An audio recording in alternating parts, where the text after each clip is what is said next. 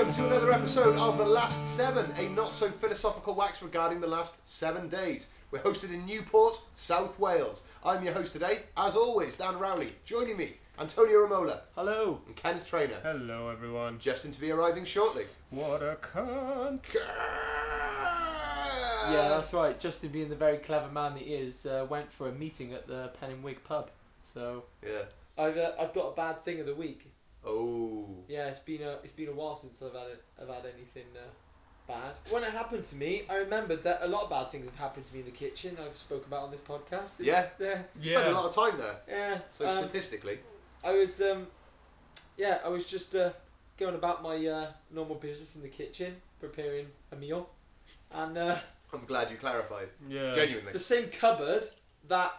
Remember I spoke about not a couple of episodes, like quite a few episodes before, I spoke about the shelf that caved in. Yeah. Same shelf, but this time the shelf didn't cave in. No, it didn't cave in. Oh. I opened the cupboard door, and as I opened the door, Caved out. a big tin of tuna, and I mean like a fat tin of tuna, fell down and clipped me right on the crotch, right in the sack, on its way down, proper to the point where I actually thrust backwards and went. How were you? How were you stood? Were you limbo in the room? It just clipped the top of my knob, like. So you were stood up. It came out at an angle. It landed like as you know, my balls they're almost bigger than my knob itself. So my knob's just sort of like resting on what looks like an inflated balloon.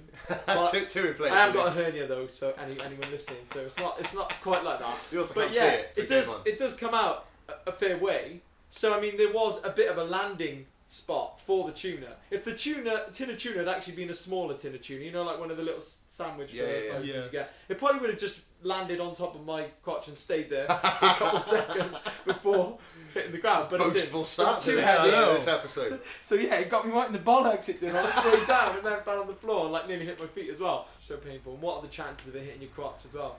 Very, very slim. With me, Yeah, but I'm not sure how that. I just want to know how you were. I think it might have something to do with the fact that How did it fall out? What do you mean you opened it and it flew out? I was wearing trousers. I was wearing pajama bottoms. Yeah, but I was wearing my boxer shorts under my PJs, and I think I tend to wear quite tight boxers, so maybe it's because it was all like, you know, bunched up. Bunched up. It managed to bunched up. Eye front. It. Eye front. The tuna threw itself at it. I don't know. Maybe I. How did it fall out? How did it fall out? How did it? Well, no, it fell down sideways. It clipped me. So, like, it how did somebody clipped me. put it back? It clipped me on the side of the tin. Not So the what top happened? or the Had bottom. someone put the it? side of the tin. Had someone balanced it on the edge of the shelf and like somehow the No, it was Or always- were you getting something else out? I was getting something else out and Right, good. We're here. knocked it down. Like those, Sorry, I thought you just walked in the door and this tin of tuna came out of nowhere. Oh, sorry. Did I not say that I opened the? Yeah, you said you opened the cupboard, but I thought you just stood up. You opened the cupboard. The tuna flung itself at your junk. And then you're just on the floor for a bit. Lauren walks past with some cereal, looks at once, says nothing, and just goes into the living room waiting for you to return. Lauren, guess what? There's no way I could. Just tell me. Can a tuna hit you in the bollocks? Of course that's what happened. Yeah. If that was the case, I guess I'd be on Most Haunted, wouldn't I? Like an episode of Most Haunted. That'd be a good one. Everything seemed Most normal. Haunted. Everything seemed normal in Antonio's house until one morning when he opened the door. Yeah. And a tuna just flung out and hit him right in the. You're an actor as well, so you could be in your own reconstruction, just ambling about the kitchen and opening a cupboard, and then just a quick look of horror on your face, and then get Derek Acora on to channel the tuna to see what he was angry about. Yeah. I'm dead and in a can. Yeah, we can imagine what that actually is. 1996. I hate bollocks.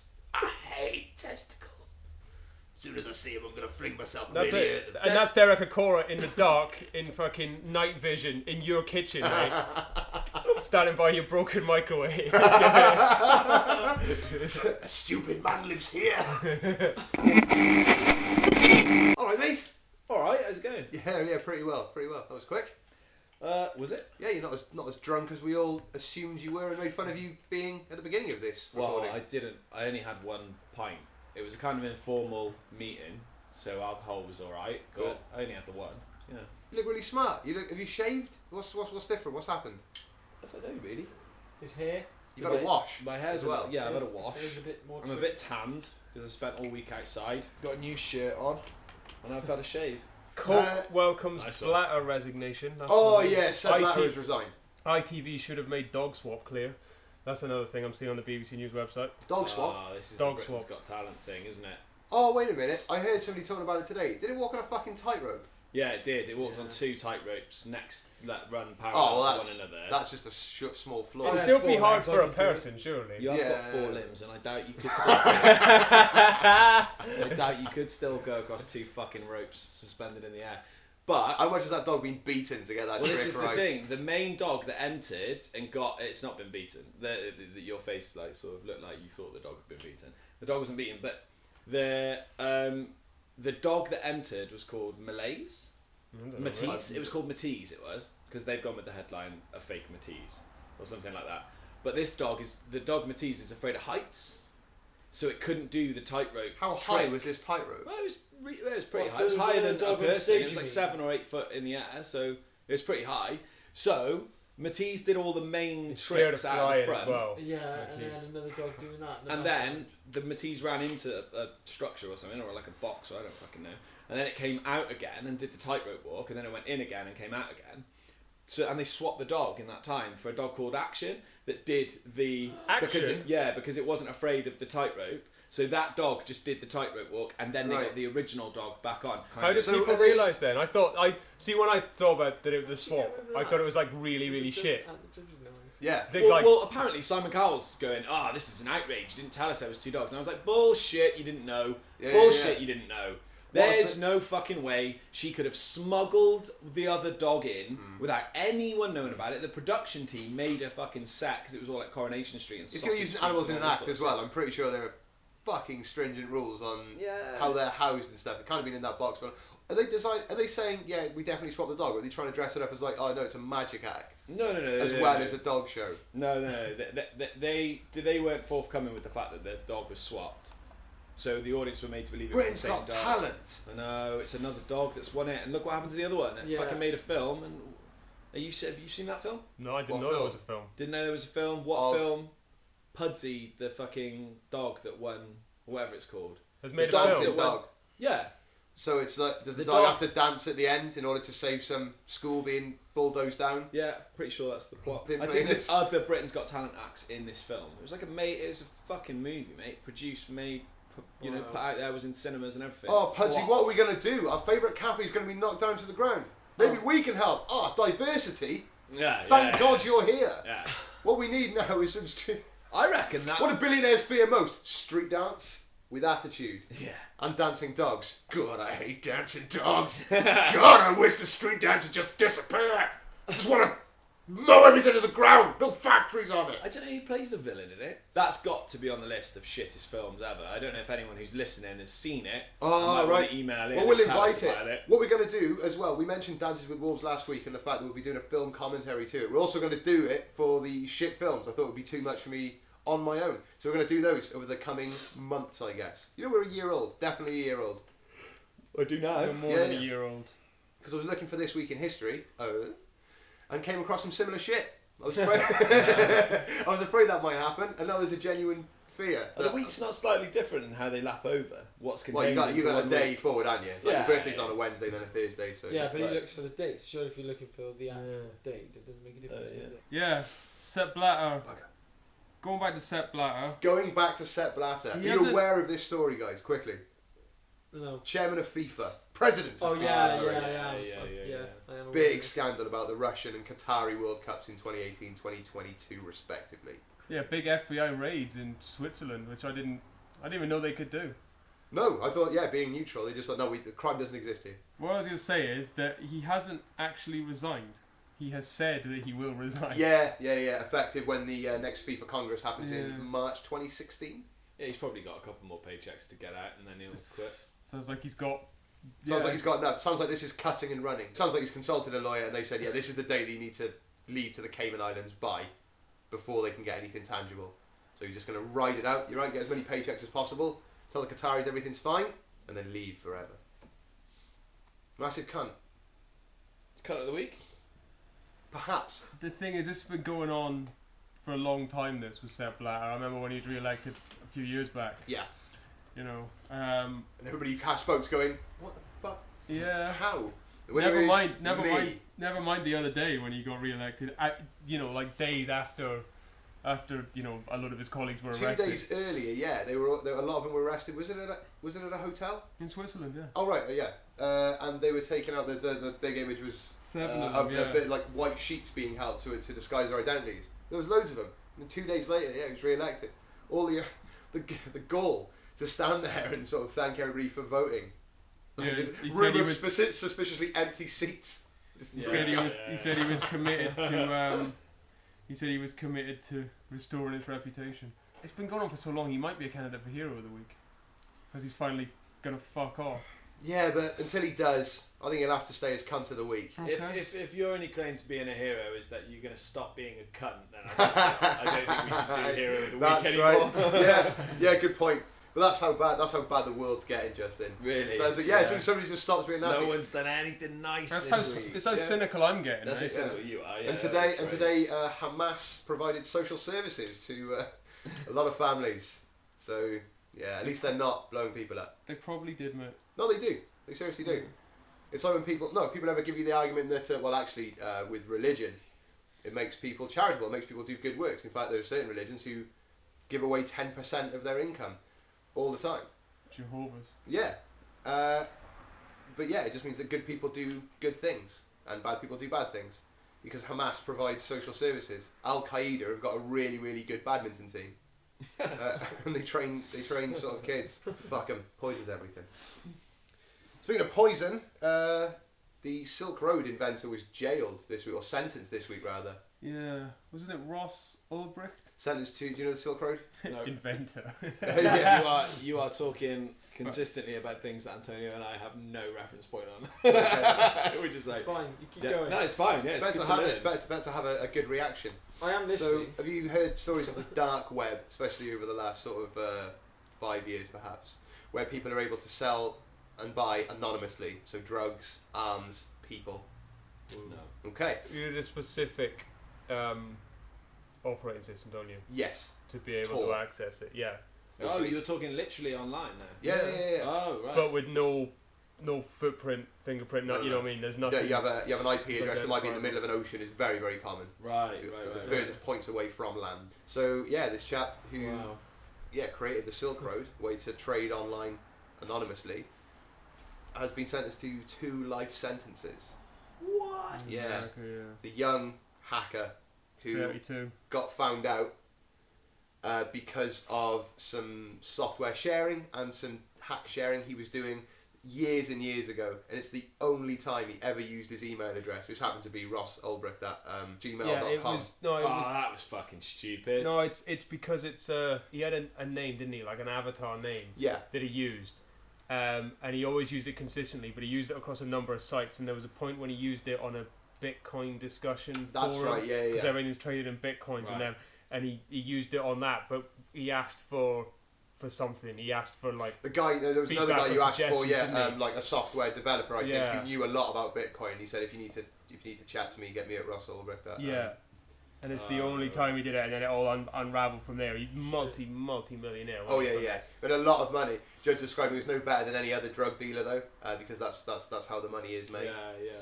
Well, if it's people, then I understand a 2 life sentence. Yeah. You know. Yeah. If you've assisted in the fucking trafficking of human beings, then. Do you think that was premeditated though? Do you think he meant it to be like that? Or doesn't matter. I think if you don't understand the consequences of something like that, if you're bright enough to create something like that, you should be. You are very bright enough to think of the consequences. And but he was doing it. He thought he was also doing have to be naive. Yeah, he must know what it's But criminals like that never think they're going to get caught. So that's the motive, and I guess taking that into consideration, I do think 2 life sentences is harsh. I don't know. Not in the case of. Yeah, I guess so, but I don't know. Imagine the. He created it fine. Fucking, it was shut down like 2 years ago. Yeah, but imagine them. He's probably linked to murder. He's probably linked to slavery. He's probably linked to. Yeah, if you're dealing with drugs, mate, you're dealing with murder as well. If you're dealing with trafficking, then the drug you're dealers dealing with and then death. the murderers. Surely they're the ones who should be tracked down and then prosecuted. I'm not saying he shouldn't do any jail time. Dude, he's assisted it. I'm not saying he's innocent either. But there's nothing we can do about it. No, there's nothing we can do about it. So yeah, it's just not It's true, actually. No one's asked my opinion. Cunts. See Mad Max?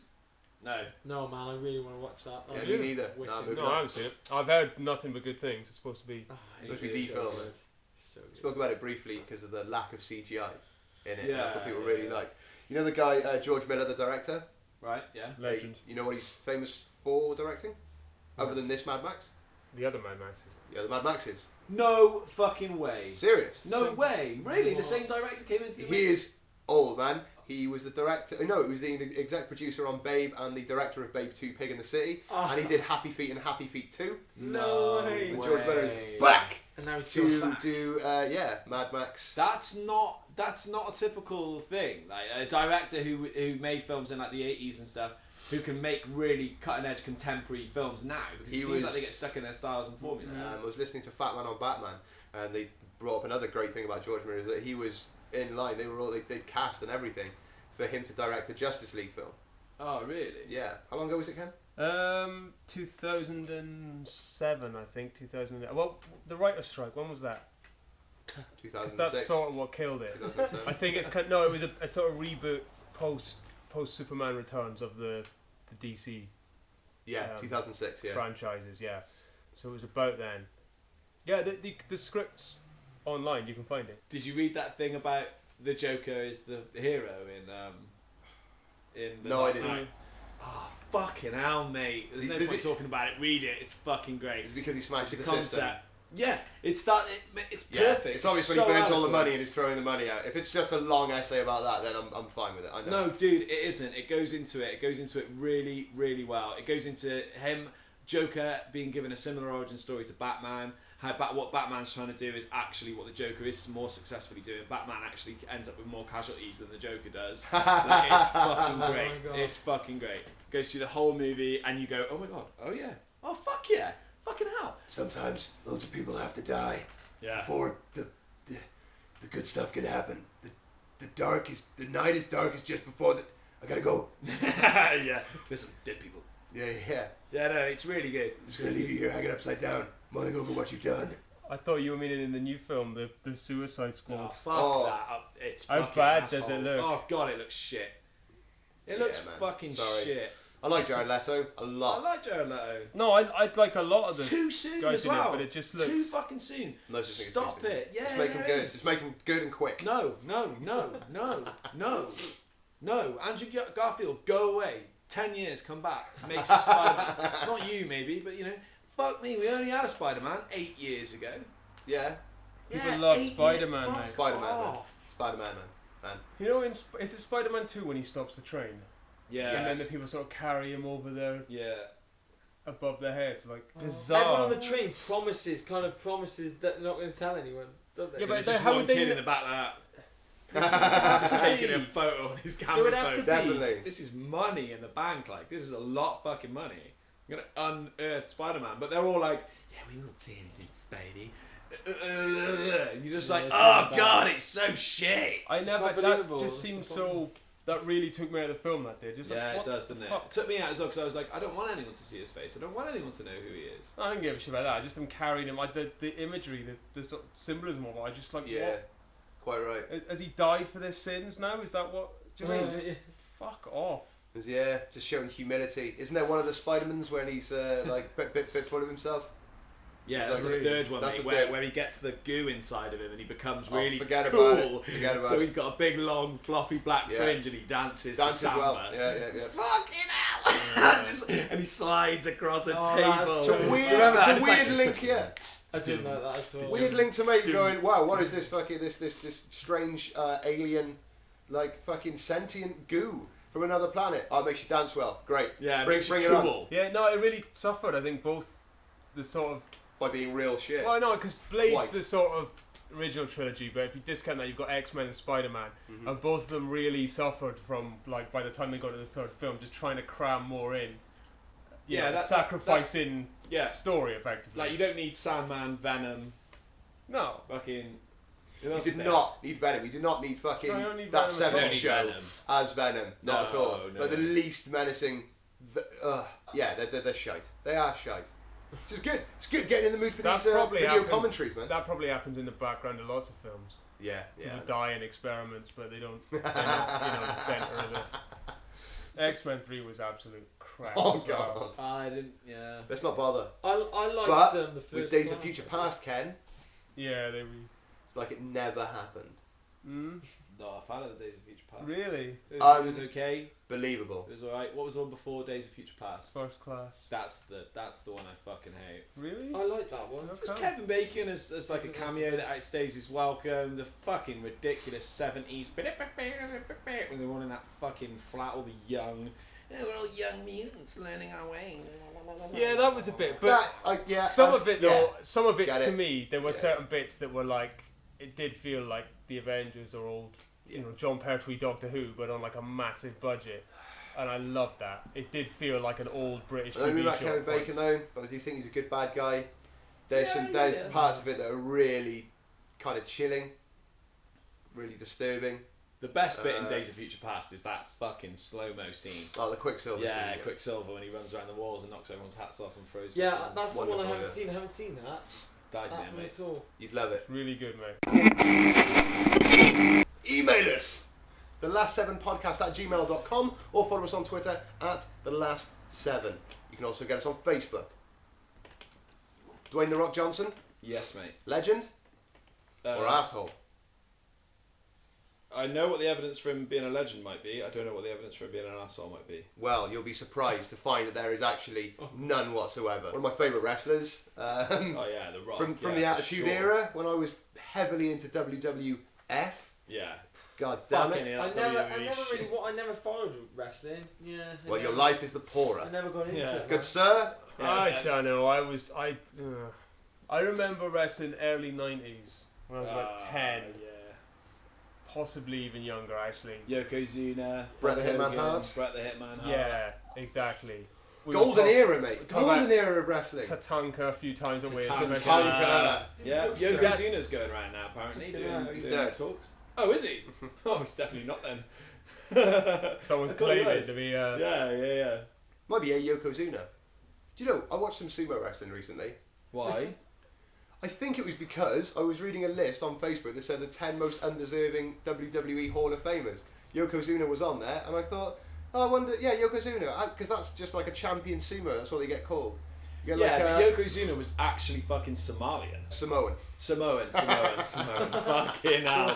Yeah. No, I don't want to say Are it you gonna again. put that on? No, it's alright, yeah. That's how Somalian pirates used to get ships. Just 3 of them got on, Fucking capsized the Somalian. fucker, take all the goods. Why not? No, I just watched it because, yeah, Yokozuna's like a champion. There's a weird sort of grading system that you have in sumo. The lifestyle is like really quite strict, ceremonial. The diet is absolutely ridiculous, obviously. There's not one Japanese Yokozuna at the moment. There's nobody from Japan. Japan, people aren't really into it. It's kind of an older people There's no sport. Japanese Yokozuna. Is that not just a name? No, it's not a name. It's a name given, like No, Grand you're Champion saying it that's means. what Oh, really? Yeah. Ah, I right. think you get like Miyagashira as well, which is like the one below that. Who is into it then? All the Japanese people, Azerbaijanis are quite into it, like Mongolians quite into it as well. But yeah, What, is Eastern that where you were Europeans- watching it? Yeah, that's what I was. So how do they get that fat healthily?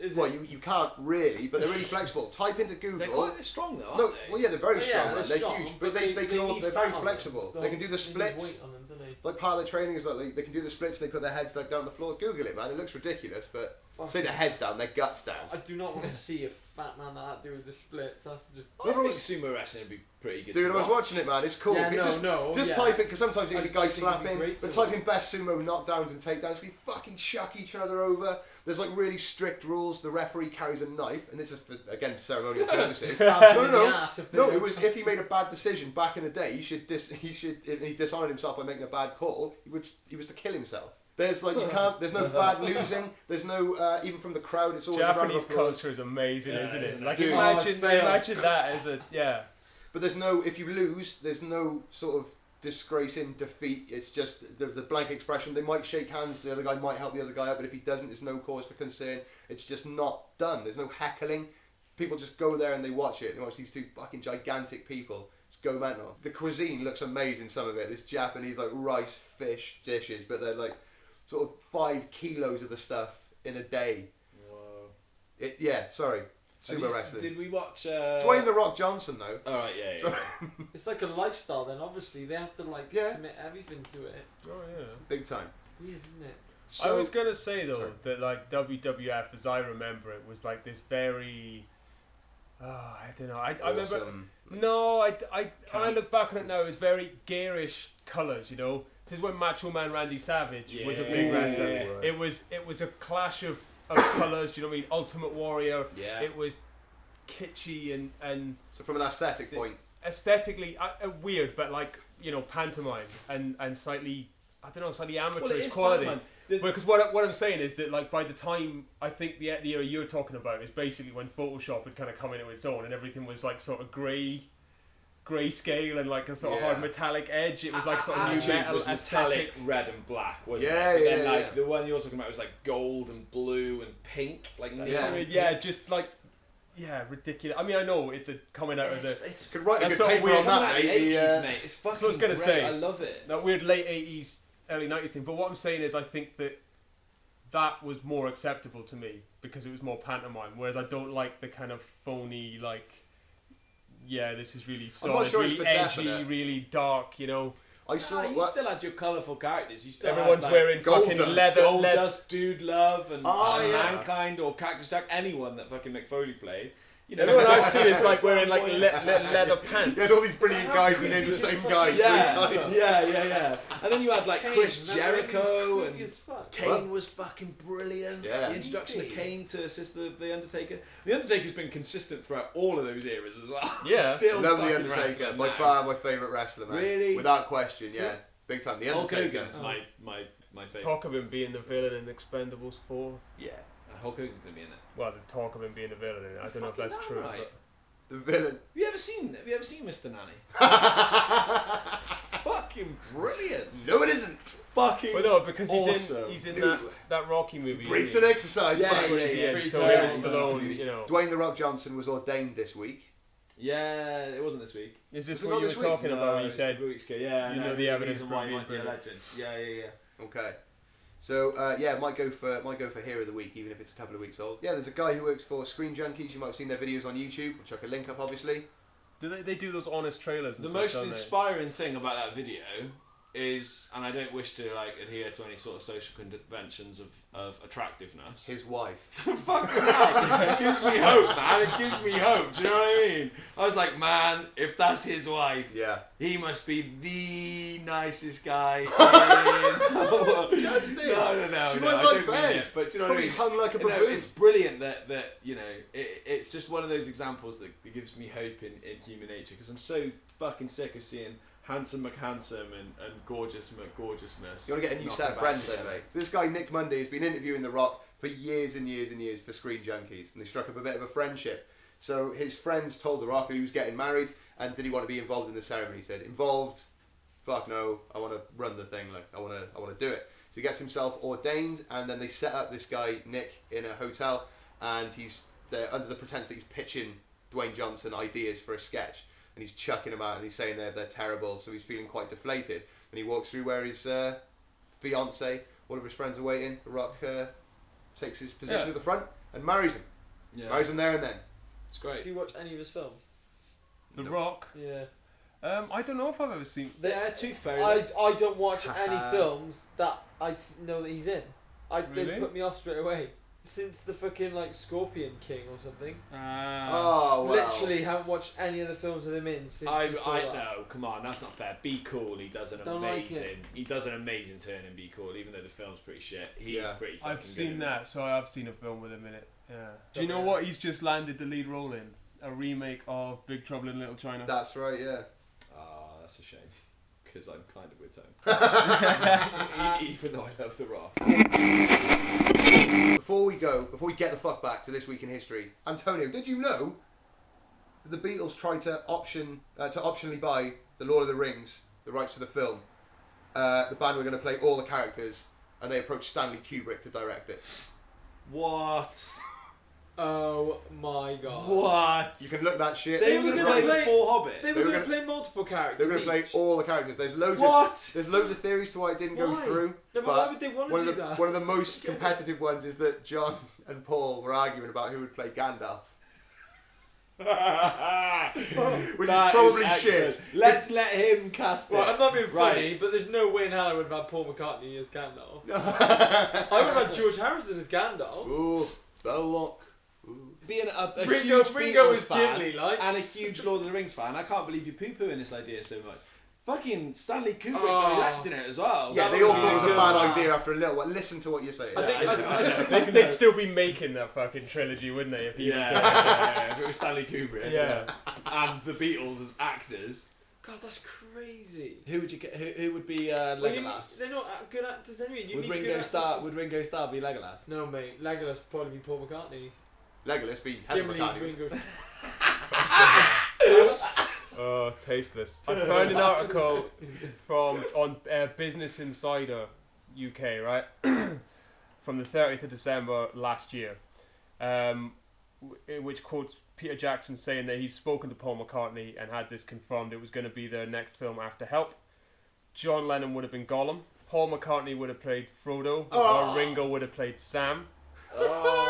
George Harrison would have played Gandalf. Definitely, because he's like the most wizard-like. Isn't he? Right, lads, we've done Help. Yeah. What's next? Yeah. What ambitious shit should we do next? Kubrick turned them down. J.R. Tolkien still had the film rights at that stage, and he didn't like the idea of the Beatles doing it. So. Well, fuck it, of course, because it seemed like a piss Killed take. it. I'd be freaking livid. I'd be offended if I was J.R. Tolkien. He probably was a big fan as well, the Beatles. I love these guys. What are they about? They have no respect for my work. You reckon J.R. Tolkien was a fan of the Beatles? Well, they might have wanted to do like a really fucking top-notch version. What, with songs in it and shit? Yeah. They start playing music. Listen, during, there's two ways. Scene. Speak, friend, and enter. Well, we can all get by. Look, with there's a two little ways. help. There's two ways to look at this, Oh, right? God. One is that they might not have gone that way at all. There might have been no music. But secondly, I think if they were developing some like elven music, Tolkien would have been all over that shit. I watched a documentary yesterday. I'll just tell you the first like 10 minutes, the story that this guy tells. So there's this guy, I can't think of his name. Can you Google it? It's called, this documentary called Supermensch.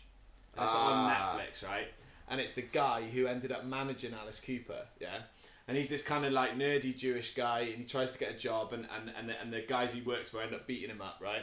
So he thinks, oh, fuck this, they don't want me, I'm going to move to LA. So he gets in his car, and he drives to LA, and this is the story he tells at the beginning of the film.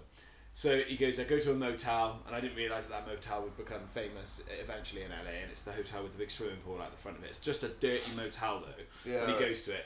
And he goes, so I get a check into my hotel, and he goes, and I drop a tab of acid, as you did, like it was the 70s.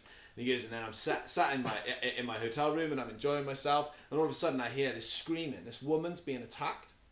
So I run downstairs by the pool, and there's just a guy on top of a woman, so I pull the guy off, and then the woman gets up and punches me straight in the face.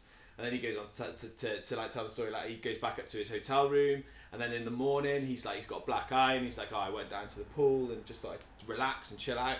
And a woman comes up to him, and she goes, oh, are you the guy that I punched in the face last night? And he goes, and then I turned up and I looked, and it's Janis Joplin. And he goes, and the guy, and she explains to him that she wasn't being raped or attacked. They were fucking basically under a stairwell, and the person she was fucking was Jimi Hendrix. Oh, right. So then Jimi Hendrix and Janis Joplin make friends with this guy, and then they're like, "What do you do?" And he's like, "Well, I don't have a job because I just came to LA like yesterday. You're the first people that I've met." And Jimi Hendrix goes, "I know these guys. They're looking for a manager. Do you think you could be like a music manager?" And he's like, "Yeah, sure. Why not?" Like sort of thing. Jimi Hendrix becomes really good friends with him. He goes, "Oh, I'll jump in a car." They go drive down the road to another hotel, take him into a hotel room. Pink Floyd is sat in the hotel room. Jimi Hendrix is just like, I found you guys a manager, and they're like, all right, okay then. He was their manager for about 2 weeks before they sacked him, and then he meets Alice Cooper, and he becomes Alice Cooper's manager, and he's still Alice Cooper's manager now. It's a fucking amazing story. It's a great movie. Shep Gordon, his name is. Shep Gordon, that's It's him. Mike Myers. Yeah, Mike Myers directs it because Mike Myers gets to know him really well. The woman called list Beth of celebrities that Shep Gordon knows is ridiculous. Like the people he has around to his house in Maui, where he lives in the film is so brilliant. Michael Douglas talks in it. Sylvester Stallone talks in it. Wow. Like they show you pictures of him with like Robert Redford and like really, you know, even back in the day, all that ilk of like Jim Morrison and fucking all those guys, all the way through to modern movie stars, Jodie Foster. all of the good stuff without any of the pressures of fame. Yeah, because he talks about fame. Gotta He love talks about that the life, destructive nature of fame, and he talks about how he's happy that he never really became famous, but only supported famous people. But he saw how destructive it was to people like Alice Cooper and people like Jim Morrison and Janis Joplin and Jimi Hendrix, who all fucking died when they were 27. And but hold on. He also talks about. Then he also talks about. Mates with Amy Winehouse, was he? Oh shit! But no, he talks about Managed Nirvana. how he never got to live a real life, and that he doesn't have a family, doesn't have any kids, and he's in like his 60s, coming on 70 now. Ah, fuck it. But he's had this amazing fucking Seriously, life. fuck it. It's not everything, man. No, but it's something that he yearns for now. Yeah, well, I imagine. And he has a relationship with a model who's quite popular in like the the 80s, and he has like a year relationship with her, and he meets her daughter Mia, and then he doesn't see them for like 12 years, and then he learns that Mia, the daughter of the woman he was married to at one stage, has had a family. And someone in that family dies. Like they hit trouble. The woman that he was married to eventually marries somebody else, and her husband dies, and they basically have no money or anything. So this Shep Gordon goes over to New York and buys him a house, and then he becomes their like surrogate father and stuff. And like he's just a fucking amazing guy. Another nomination for Hero of the Week. Yeah, for Fucking sure, A. Shep Gordon. Yeah, Love it. Fucking great documentary as well, because it shows you just the beauty that can exist in that really horrible, corrupt kind of fame. Well, I bet he's had an money-making. amazing life, regardless of the fact that he didn't have, that sort of family. Watch it, and life you'll see what I mean. At thought the end, it he right. kind of talks about it. It's fucking great. Should we nip the fuck back? Yeah. Alright.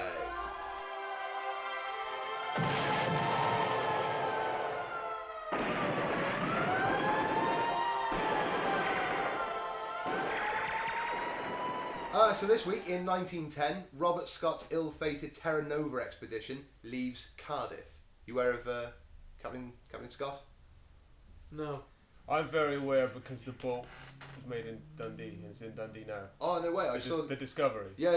Yeah. I saw the exhibition that they had a couple of years back in the museum in Cardiff, the Scott exhibit. Yeah. Recreations of the cabins that they had. So the first sort of guys to, well, they did two expeditions, and this was the second one. And yeah, all of the party died. What? Yeah, all of the party died. Their bodies were quite well preserved in the frozen tundra. So loads of stuff is recovered, really, really well logged, as an expedition like that had to be. So you have a very, very clear, very precise picture of exactly what happened up until estimated 1 to 3 days before he died. He was the last of his party to die, Captain Scott. It's a famous line by a colleague of his whose surname is Oates, and there were sort of 4 people left in the one cabin, and instead of dying in front of each other, those who were badly frostbitten or knew that they were about to die walked out of the hut, and he left with the line, "I'm going for a walk, maybe some time." Oh wow! Yeah, it was incredible. That really heroic status for It's a Scott. certain class that you can't really imagine, like. Well, it's like when the contemporaries Costa doing. Concordia boat sank. Yeah. Let's relate him to that captain. Captain Bastardo. Who watched the ship sink from the safety of the shore. It's not funny, but I'm in fucking trouble here. Yeah, I'm in yeah, trouble. yeah. I've survived, but at what cost? So yeah. Yeah, there's a lot to read up on it, man. Please do the What's the extensive guy's name? articles. Captain. Scott. Robert Scott. Cool. That sounds really cool. This week in 1794. On the 1st of June, a boastfully titled "The Glorious 1st of June" naval battle is fought, which was the largest fleet action during the French Revolutionary Wars. The first and largest, The battle that was just named after the date. The glorious, The glorious 1st of June. Oh, the Battle of Tuesday. What a fine battle that was. I was decorated heavily in the brilliant Wednesday conflict. Yeah. What did you say it was the first? The first and heaviest sort of naval battle of the French Revolutionary Wars. The reason it was called the Glorious 1st of June is because both sides think that they won. There was heavy losses to the French fleet, 7 ships, no losses to the British fleet at all, so they considered they won. There was, however, sort of disregard for captain's orders amongst first mates and amongst other commanders of different ships. But the reason they were there at the Bay of Biscay is to ward a French ship full of grain. People are fucking starving at this time. And that got to France. So there were heavy decorations on both sides. Both France and Britain thought that they were victors of that battle. So yeah, high military awards given out all over the shop. So yeah, Glorious 1st of June might be slightly tongue-in-cheek, But yeah, still sounds pretty epic. This week in 1999, the Bhutan Broadcasting Service begins TV transmissions to the kingdom for the first time. No TV in Bhutan until 1999. 1999? Yeah. Where is Bhutan? Yeah, it's Asia, innit? I don't know. I'm Yeah, asking you. Bhutan. Yeah, Bhutan. I mean, Asia's pretty big. Yeah, but it's Do you wanna there. narrow it It's down? there. Yeah, south, west, east, north. Asia. Central, some might say. Right, Bhutan is a landlocked country in Southeast Asia. Alright, one more. Yes, please. Alright, this week in 1962, the Battle of Santiago takes place. Or rather, is played. Quite a violent week then. Oh, yeah. But this is a football match. Oh. Chile, the hosts of the 1962 World Cup, versus Italy. Dirty Italy. The first foul occurred after 12 seconds, and after 12 minutes, Giorgio Farini is sent off, but refuses to leave the pitch and is then taken off by the police and arrested. That's the first of 3 times that the police intervene in the match. That involves kicking, spitting, arm biting, punches to the face in retaliation. Only the 2 red cards. Different game back in the day. There was a commentator when it was replayed, because it was replayed like the day after, because the film had to be flown back to the UK in order to show the game. And he said it was the most disgraceful, unruly, childish, sadistic game of football in the history of the sport. And of course that TV show got record viewing. Yeah, I'd watch it. Fucking right. Yeah, So who kicks off then? Who's all of them. yeah, the entire When country. was it played? 1956? 1962. 1962. Chile win 2-0. Is that why the Italians were so unhappy? Then? Yeah, well, no, like I said, the first half happened after 12 seconds. There was some pretty nasty stuff written in Italian newspapers about Chile. Before the game? Yeah. Before the game. Oh my god. To the point where there was, I think, there was an Argentine journalist who got beaten up in a bar because he looked a bit Italian. So it was kind of like, so when they saw the guys who were definitely Italian in the strip, you know, Sergio Giorgini. And all the ones in the Mario costumes. Are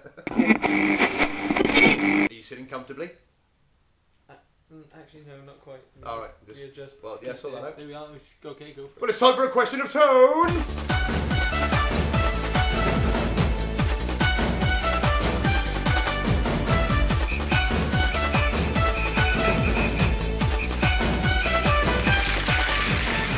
Antonio, today a great-grandfather won the lottery and he pledged to go to Butlins in Minehead with his family and to buy each of them a new car. If you won £20 million, what's the first few things you do? The first thing I do is probably get a car. Right? What kind of car? I'd get a camper van, Volkswagen camper van. Definitely.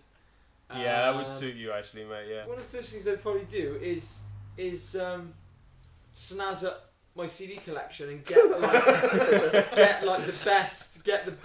the best edition of every sort of, you know, album that I want, like every Pink Floyd album, again every Led Zeppelin album, every bit of that. CDs as well. CDs.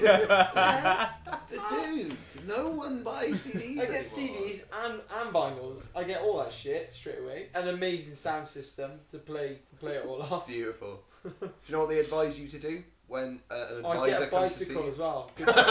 A really good bike. A really good one.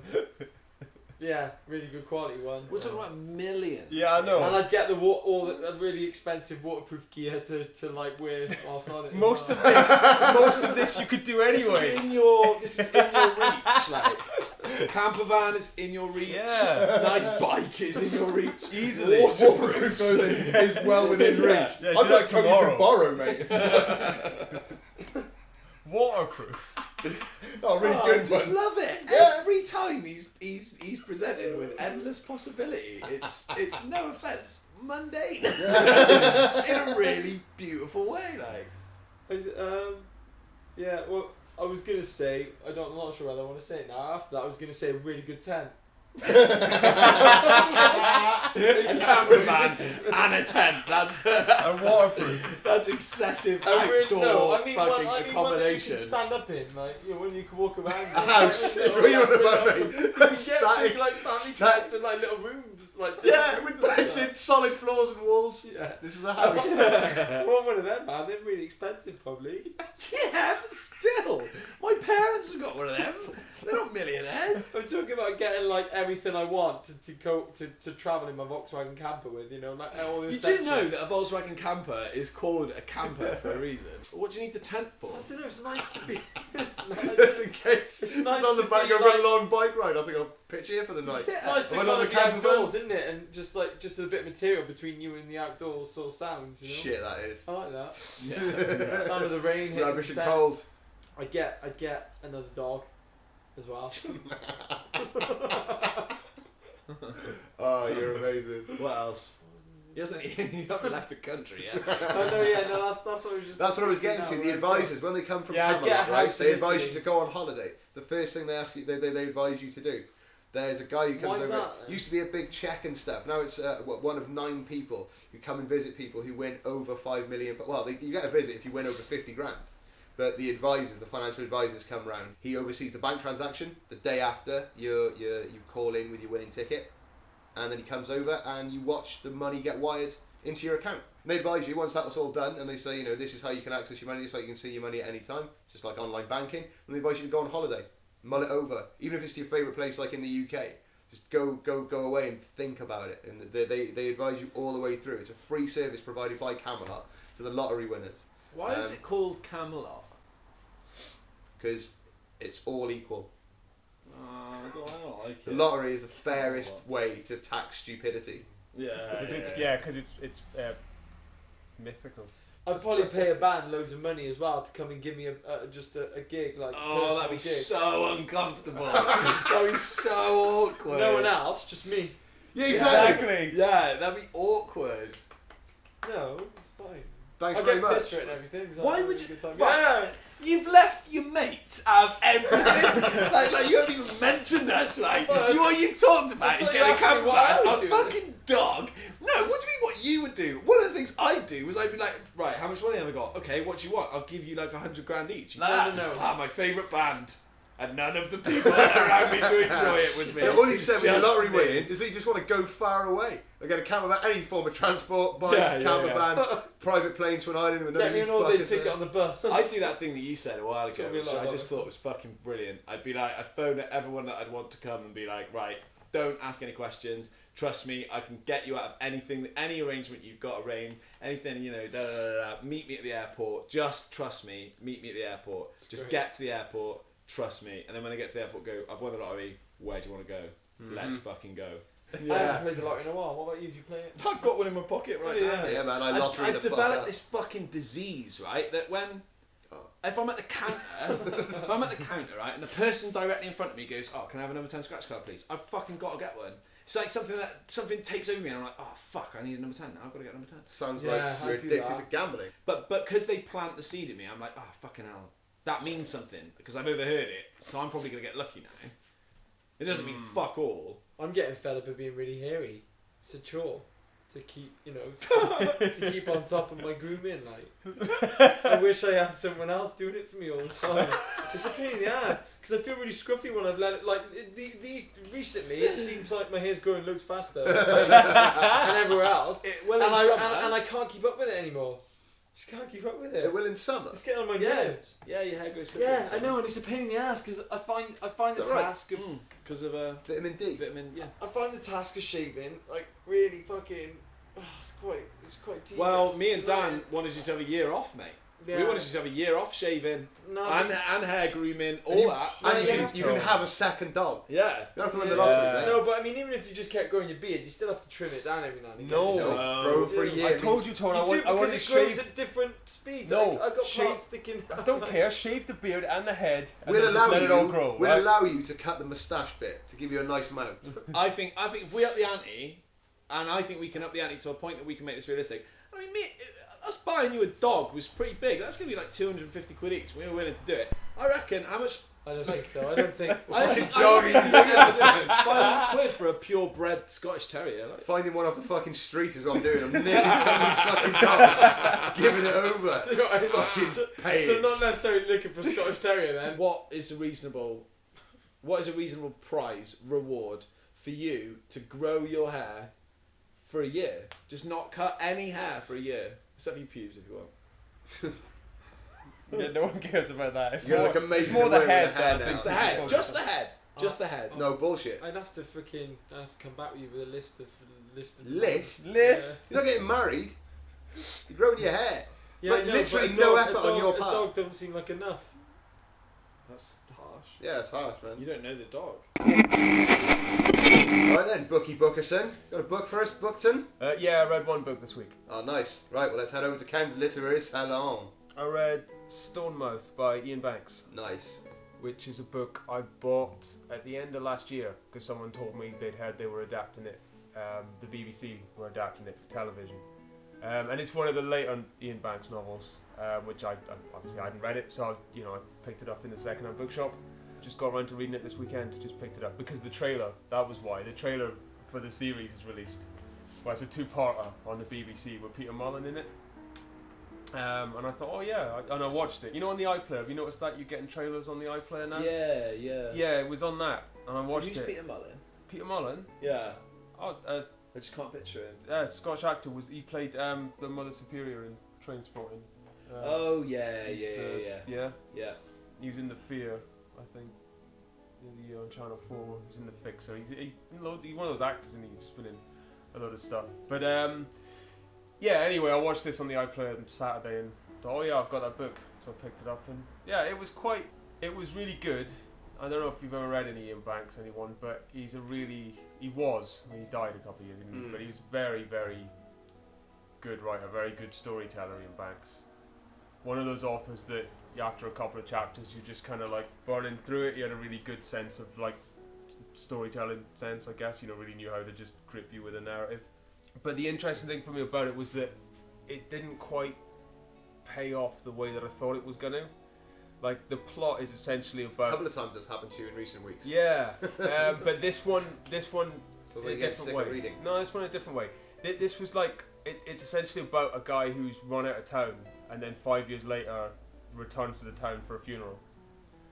And so it's like, the way the book's structured is it's in 4 parts, which is Friday evening, Saturday, Sunday, Monday. Oh, and there's a little bit on Tuesday morning at the end, so 5 parts really. And then everything's told in sort of flashbacks as well, as he's, returning to the town and stuff. And it's kind of like, it's basically this town in Scotland near Aberdeen called Stonemouth, and there's a couple of big sort of like guys running the drug trades essentially, sort of like gangsters, but just slightly under the radar basically, and it's essentially 5 years ago he was engaged to the one gangster guy's daughter, and he'd been friends with the gangster guy's dad, so the fiance's grandfather, and he cheats on the girl, he gets run out of town, and then like 5 years later the granddad dies, and that's the funeral he's going back for, because the granddad stipulated like I'd like him to come back for the funeral. So you get all the stories he comes back, but it's the thing is that it made me think it's really good for TV because he sort of set it up really well but didn't quite pay it off, I didn't feel. Right. Whereas I think that perhaps I feel tense listening to it, man. Perhaps writing it for television's gonna address that, because it starts off with him standing in the middle of the road bridge, like looking down at the point at which this guy, his ex-fiance's brother, committed suicide, jumped off this bridge, and he's like standing there at that spot, because that's the spot that the one guy's arranged to come and meet him and take him into the town. And but then like, later on you discover it's like they sort of take him back there when they're giving him a bit of a hiding, kind of threatening him and saying like, well, you might consider it a suicide, especially if there's CCTV footage of you like examining the same spot just a couple of days before, as if you were thinking about jumping. And it's kind of like clever the way it's set up like that. And then there's all these inferences about like the guy that committed suicide, or maybe it wasn't suicide, and you know what I mean. But it just never really quite. It's written very much like a TV drama, but it just doesn't quite. I don't know. It just didn't quite gel for me. When's it on? When's it on TV? I don't know. Soon, I'd imagine. It's and say that the trailer's up. So. When did you get the book? Last year? Yeah. I bought it. You knew it was going to be TV back then? Yeah, I bought it because someone said. Cause I've read most of Ian Banks' books, but I haven't read them all. Right. And that was one of them. There's only a small, I suppose, 5 or 6 that I haven't read now, of say 20. No, I went through a period of really liking his fiction. I think the high watermarks from around the sort of like around 90, like the late 80s right through the 90s, I think by the time you hit A Song of Stone is an accession. Because what he did was he wrote just, I don't know, sort of literary novels, you know, but he also wrote science fiction as well, didn't he? And that's what he's famous for, was alternating. Yeah. You know, Ian Banks famous, he'd start a book on the same day every year, like the 1st of October or something, and write through the winter. Fucking awesome. And then in the summer just enjoy his money because he made so much from it. Warm, innit? Yeah. Interestingly as well, like this is the 3rd Ian Banks novel that's been adapted.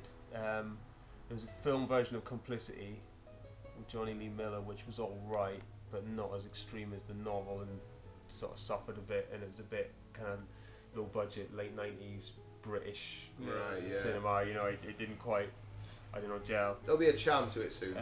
But they also did The Crow Road, which also had a sort of, you know, Return of the Prodigal family drama, secrets, you know, flashbacks, hidden stories from childhood and stuff. So Stonemouth, very, you know, it's from the same, comes from the same place, I think, as The Crow Road. They're all based in Scotland. Like, pretty much, yeah. Pretty Secrets, lies, porridge. You know. No, don't get me wrong, it was a great read, and I read it in sort of 2 sittings. It's about 400 and something pages, this book, so, you know, it's not a tiny read by all accounts, but I don't want to go massively through it and spoil it, but it's just one of those books I thought, it's probably made for a TV adaptation, because your TV writer will, you know, mix this up a bit and give a bit more payoff. I mean, I think it's definitely signalled by, I mean, I don't know for certain that Peter Mullen's playing who I think he is, but it's pretty definite, and so he'll have a bigger role in it. You know, the character will have a bigger role in the TV version than he does in the novel, and I think that, you know, for a start, is probably a good thing. But it's kind of set up for this big. Got to be the gangster, right? The son of the dead guy. Yeah. Yeah. Definitely. There is another one though. There is a sort of rival guy, but I don't think. I'm pretty sure. If I know, I think in the trailer you hear him say, "My son is dead." I'm sure. Oh, right. Which is a scene that doesn't happen in the novel, and not that it matters to compare. I just mean it's like there's a lot of stuff about there's a set of plots that it does that it doesn't. You think it's going to gel into something, that one character's going to be behind a lot of shit, and it just doesn't. He just didn't pay it off, and I don't understand quite why. And it's got this kind of like happy sort of like love story ending that's a bit sort of like, it goes a bit wrong, well, not rom-com, but a bit sort of like it's got a really happy ending, which is a bit odd for Ian Banks as well. I always find it weird when they adapt films into books.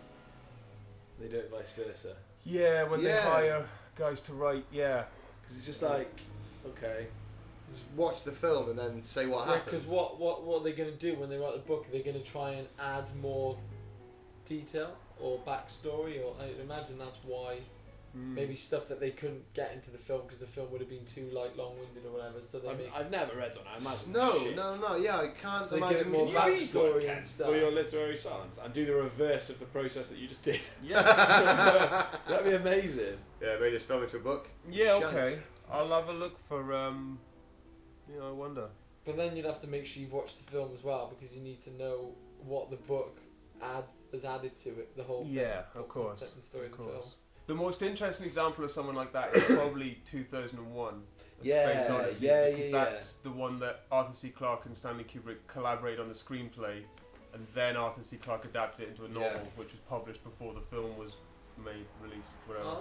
Oh, right. So it's got this odd evolution of that story, But okay, I'll have a look for one, because I don't know, maybe there are still loads of them, but I seem to remember it being a bit more like in the sci-fi supermarkets. ones seem to do that a bit more. Definitely. Like I'm sure I've read some. I'm sure someone like Alan Dean Foster, someone's been hired to write the novelization of The Force Awakens. All right.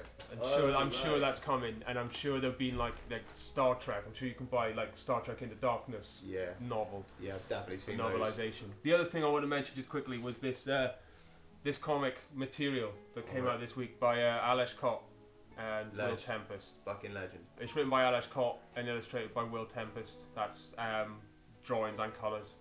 Lettered by Clayton Cowles and designed by a guy called Tom Muller. Yeah, I'm a big fan of Alesh Cott, as Dan knows.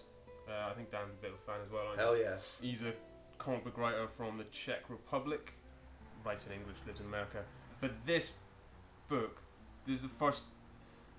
Right, it's called Material, and I think it kind of means like utilizing like the world news feeds, books like he's reading as the raw material to build narrative. Right. Yeah. So in the way that I was talking about people like William Burroughs and specifically some of that Michael Moorcock stuff I've been reading recently, those Jerry Cornelius novels where it like he was like sort of basically cutting and pasting bits out the newspaper into the text.